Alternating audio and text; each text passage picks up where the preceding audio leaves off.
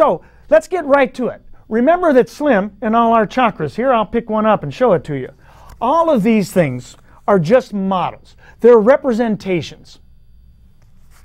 Real chakras probably don't look like this, huh? They don't look like anything. They're invisible. And so it's also important to know they don't sit still. Chakras are constantly spinning and flowing and fluxing. We'll come back to that.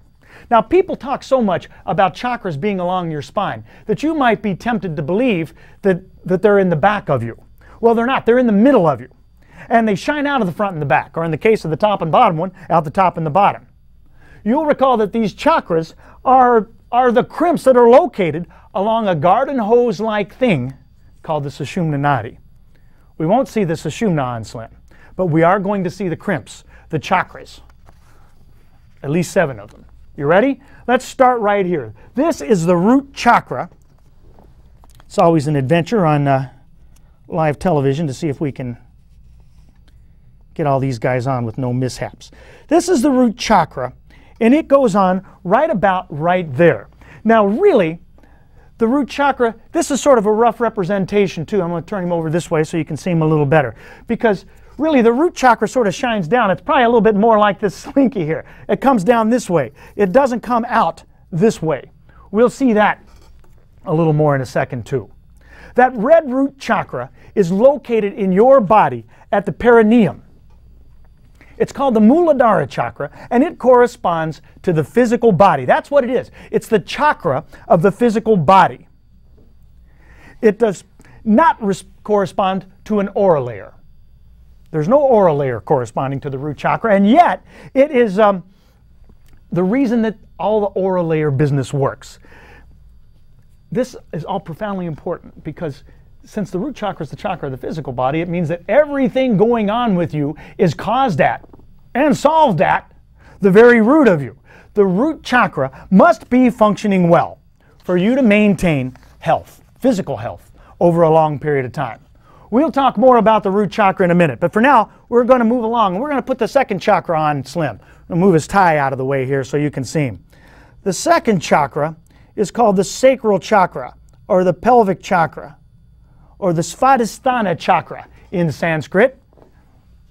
And it is right here on the front of the hip bone. In the back, it's located right at the junction of the tailbone and the sacrum, hence the name sacral chakra. It corresponds to your first aura layer, known as your emotional body, which in turn maps to your emotional self. And that's profound too.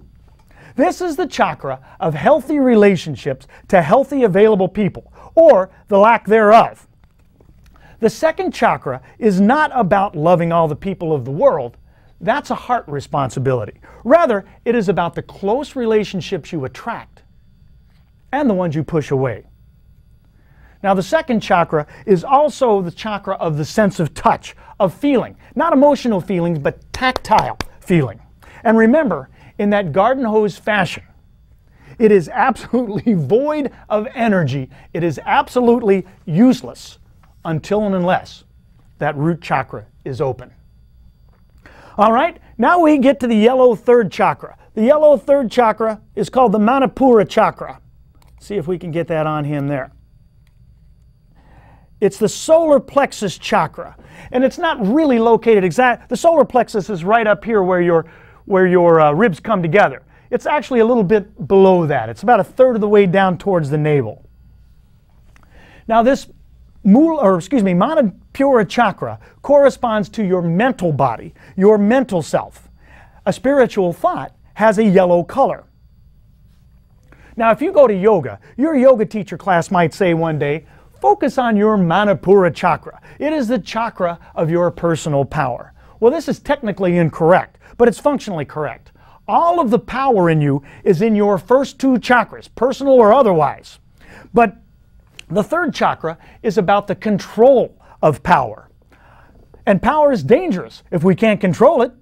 The Manipura chakra is all about live and let live. And when it functions, you are neither controlling nor are you manipulable. You are neither the doormat nor the stomping foot. This chakra is all about refining that raw power that's in your first 2 chakras and converting them into something that you can use. All right, we're moving right up on Pin the Chakras on Slim here. Now we're going to get up to the fourth chakra. The fourth chakra is the heart chakra, or the Anahata chakra. It corresponds to your aura layer known as the astral body. All that astral travel you hear about, it's a journey of the heart, literally and figuratively. The heart chakra is all about compassion, caring for the world and all of its problems. When you hear about a tragedy somewhere around the world, a tsunami or an earthquake or something, those people, you'll never meet them, but yet you care about them. Why? Well, because you've got a heart. That's what the heart chakra is about. It is the siblinghood of humankind.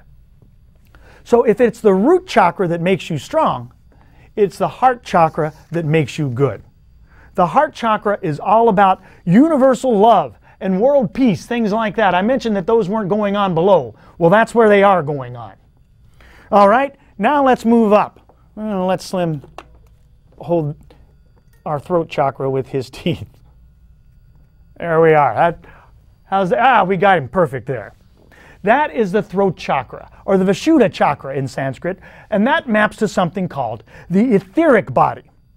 The throat chakra is the land of expressions. It's the ability to say true and meaningful things with power and control, and in loving ways. Can you see how the language of the other chakras rises up along our hose with us? That's what the throat chakra is doing.